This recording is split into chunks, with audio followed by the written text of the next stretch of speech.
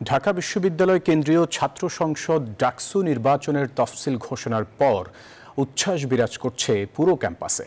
৬ বছর পর নির্বাচনের ঘোষণায় ক্যাম্পাসে এখন উৎসবের আমেজ। ডাকসু নির্বাচনের তফসিলকে স্বাগত জানালেও এ নিয়ে রয়েছে ছাত্র সংগঠনগুলোর মিশ্র প্রতিক্রিয়া। ক্যাম্পাসের নিরাপত্তা নিয়ে রয়েছে উদ্বেগ। বিশ্ববিদ্যালয়ের উপাচার্য এজন্য চেয়েছেন সকলের সহযোগিতা। ছাত্র জনতার অভ্যুত্থানের পর শিক্ষার্থী ও ছাত্র সংগঠনগুলোর দাবির পরিপ্রেক্ষিতে সিদ্ধান্ত আসে ডাকসু নির্বাচনের। ৯ সেপ্টেম্বর ভোটের দিন নির্ধারণ করে মঙ্গলবার তফসিল ঘোষণা করেন প্রধান রিটার্নিং কর্মকর্তা। এর মাধ্যমে শুরু হয় ডাকসু নির্বাচনের আনুষ্ঠানিকতা। ৯ সেপ্টেম্বর ২০২৫ মঙ্গলবার ৬ বছরের বিরতিতে ডাকসু নির্বাচনের ঘোষণায় উচ্ছ্বসিত সাধারণ শিক্ষার্থীরা। উৎসবমুখর পরিবেশ বিরাজ করছে পুরো ক্যাম্পাসে।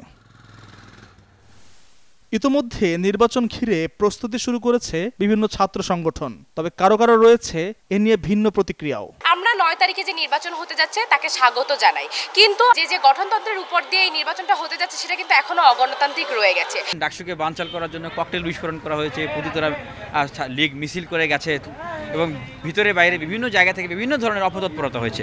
সব প্রতিবন্ধকতাকে মারিয়ে আমরা এই জায়গা পর্যন্ত আসতে পেরেছি।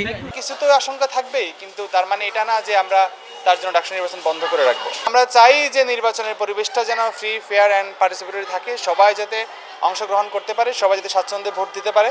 এদিকে এবারের নির্বাচন সর্বকালে সবচেয়ে অংশগ্রহণমূলক হবে বলে মনে করছে ছাত্র শিবির। আর ডাকসু নির্বাচনে কৃত্রিম বুদ্ধিমত্তার ব্যবহারে প্রোপাগান্ডাকেই বড় চ্যালেঞ্জ হিসেবে দেখছে গণতান্ত্রিক ছাত্র সংসদ।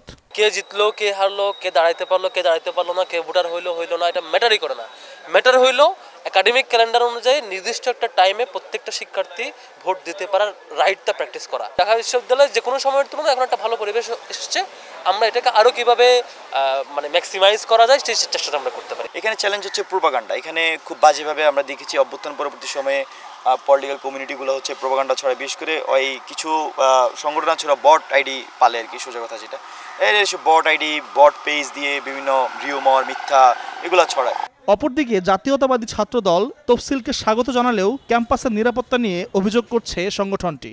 যারা ৩ তারিখ এবং ৪ তারিখ ঢাকা বিশ্ববিদ্যালয়ে খুনি হাসিনার পক্ষে লড়াই করে গেছে, আসলে তাদের এখন পর্যন্ত বিচার প্রক্রিয়া শুরু হয়নি এবং কোনো ইতিবাচক পদক্ষেপ বিশ্ববিদ্যালয়ে আমরা দেখিনি। এই পরিবেশে ঢাকা বিশ্ববিদ্যালয়ের মতো জায়গায় এখন ডাকসু নির্বাচনের পরিস্থিতি আছে কিনা সেই বিষয়ে আসলে সন্দিহান।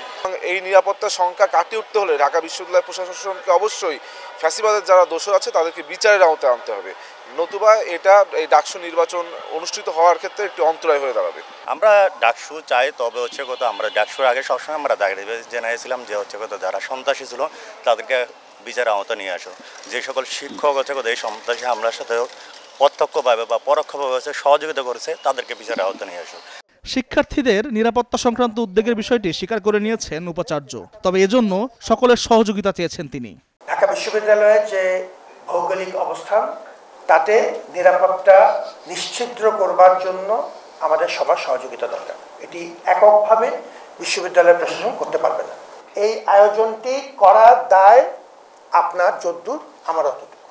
সাধারণ শিক্ষার্থীদের একটা ওভারওয়েলমিং মেজরিটি এই নির্বাচনটি চায়। ইতোমধ্যে ডাকসু নির্বাচনে বাংলাদেশ গণতান্ত্রিক ছাত্র সংসদ আব্দুল কাদেরকে ভিপি ও বাকের মজুমদারকে জিএস প্রার্থী ঘোষণা করেছে। একদিকে সংস্কারের দাবি, আরেকদিকে নিরাপত্তা নিয়ে শঙ্কা। এসবের মাঝেই ঢাকা বিশ্ববিদ্যালয় সাক্ষী হতে চলেছে ডাকসু নির্বাচনের। এরই মাঝে যার উৎসবের আমেজে ছেয়ে গেছে এই বিশ্ববিদ্যালয় ক্যাম্পাস।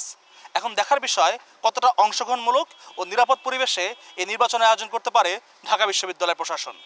আল মোহামিনুল খান, নিউজ 24, ঢাকা।